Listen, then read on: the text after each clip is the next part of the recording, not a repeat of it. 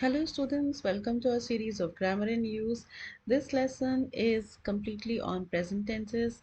If you have watched the previous videos, this is an overview. That means a summary of the lessons that we have learned. In this lesson, we are going to revisit the rules and regulations of grammar and ensure that we know the present tenses well. Make sure that you have a pen and pad, no notepad in your hand. Let us dive into it.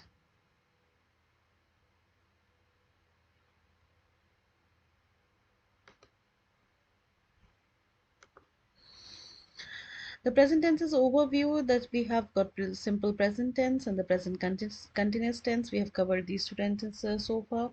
The present simple tense or the simple present tense is used to talk about the permanent situations, regular occurrences or habitual actions, things that are always true or universal truth like the sun rises in the east, etc. and ongoing actions and states.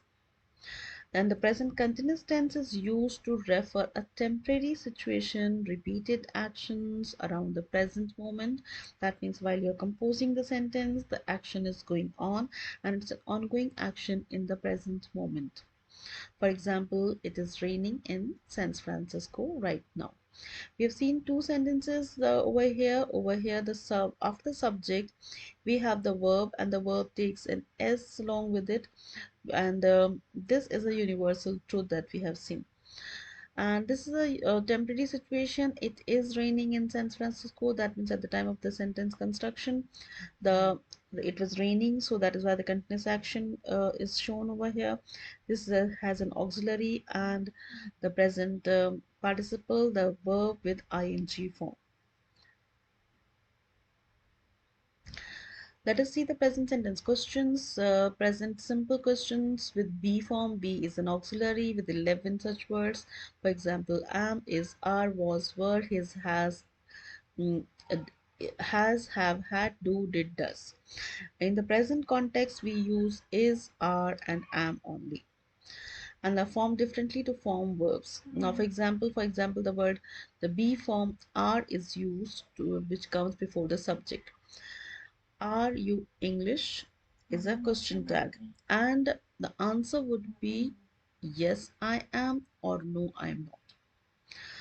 The sentence structure for this particular sentence would be you are English. You and are interchanged. Are is brought in the beginning to form a question, so we have are you English. The next example that we have is do you speak English? Do or does added before the subject, and remember that the verb does not take any s along with it. Do you speak English? It is in the root form only, and do and does is added before the subject. In the present continuous tense, questions are always formed in the same way. For example, the auxiliary is placed in the beginning and the subject is placed after it. The form of be that comes before the subject, and ing form is used. Is it raining?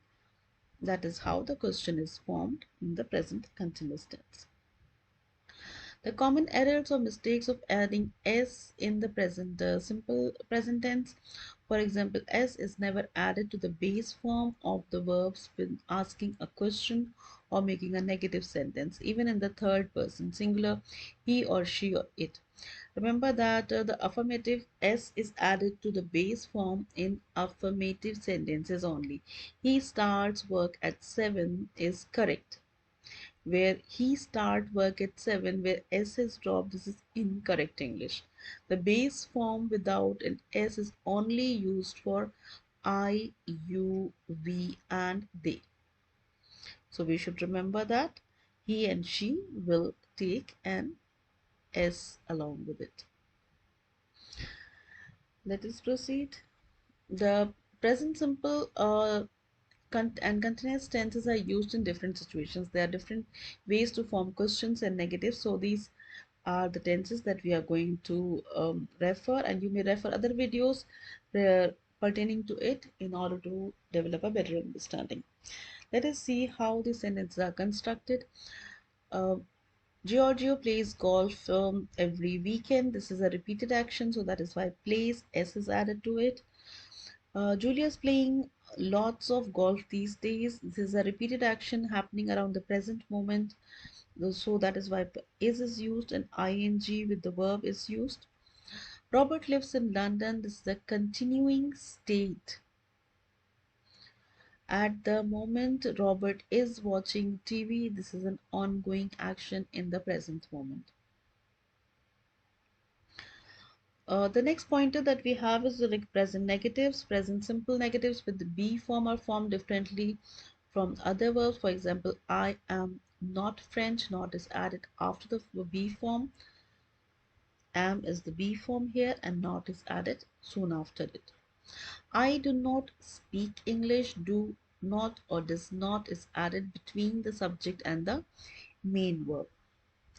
Present continuous tense negatives are always formed in the same way. That means if the affirmative sentence is it is raining, the negative sentence would be it is not raining. That means not is added after the auxiliary and between the auxiliary and the verb. Not is added after the form of be. So it is between the auxiliary and the verb. Let us proceed. Now over here we have got questions and the negatives. So let us see, does he finish work on time is correct English. With does we take the verb without an s. The verb always goes in its base form in questions. Does he finish his work on time is incorrect English. With does the verb will not take s or es. It is not added to the main verb when asking a question. In the negative form, let us see, observe and take down our rule. He does not work on weekends. He does not work weekends. The base form is used in the negative. That means there's no s added to it. He does not works on weekends. He does not work weekends is incorrect English. S or es is not added to the main verb in the negative sentences as well. So kindly make a note of it. When does is used, the verb does not take s or es. When negatives are used, the verb does not take s or es. With this, we have come to the end of this lesson. I hope that you've liked it, and if you liked it, kindly click on like, share, and subscribe. Thank you very much for your kind attention.